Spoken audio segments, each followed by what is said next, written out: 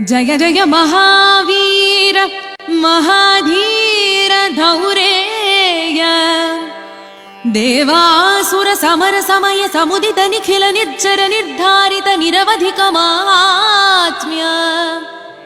दशवदन दमित दैवत परिषद अभ्यर्थित दाशरथि भाव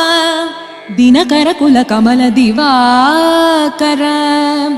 दिविशदधिपति रण सहचरण चतुर दशरथ चर मरण विमोचन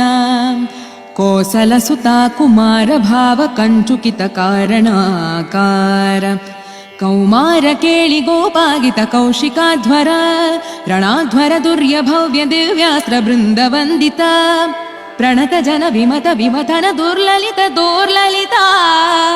तनुतर विशिख विताडन विघटित विशरारु शरारु ताटका ताटकेय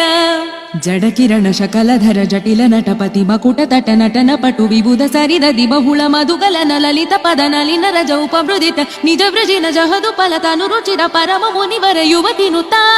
कुशिक सुत कथित विदित नव विविध कथा मैथिल नगर सुलोचन लोचन चकोर चंद्र खंड परशु कोदंड प्रकांड खंडन शौंड भुज दंड चंडकर किरण मंडल बोधित पुंडरीक वन रुचिलुंटाकलोचना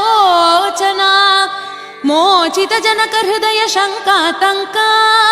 परिहृत निखिल नरपति वरण जनक दुहित कुच तट विहरण समुचित करतला